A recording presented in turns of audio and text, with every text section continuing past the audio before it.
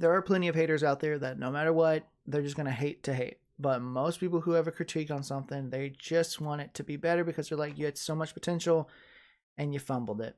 And that's really what it is. And to really be to be a real fan, in my opinion, you've got to go, I want it to be better, so I have to call out the bullshit. And just because someone critiques it, listen to the critique. And if the critique obviously seems to lean more like some racist bigotry, then obviously like that's a racist asshole. But if you listen to it and you're like, all right, that he might have a point. Okay, he might have a fucking point. Like with Reva, this guy might be spitting bars. Reva came into that whole show from the jump pretty much knowing that Obi-Wan was alive, instead of setting up the first episode of her finding out Obi-Wan's alive. They wrote her to know that she's alive because we, as the fans and the writers, know he's alive. And that fucked everything about her character, because she shouldn't know he's alive because everyone else assumes he's dead and she's got no proof to prove he's alive.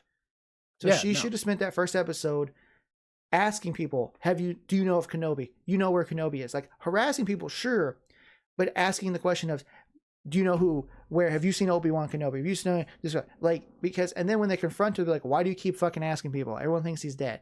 And you can even have her go, I know he's probably dead, but I can't give up the fact that I want to find him. So I'm going to push people to see if they know something. But I assume he's probably dead, but I have to hold out, my vengeance desires for him to be alive. So I have to pray that he's alive, but I know he's probably dead. Make her accept that he's dead. So when it's revealed that he's not, then she goes on her rampant fucking tirade.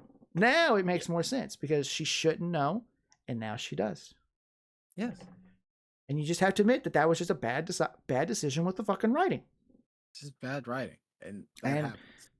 The whole first fucking season of Rings of Power is pretty much fucking boring unless you fucking are with Durin and Elrond, and the show did not feel like fucking Lord of the Rings. On Lord of the Rings, you need to fucking accept it. It didn't feel like Lord of the Rings. It felt like a fantasy show with fucking elves that said Lord of the Rings. So stop fucking...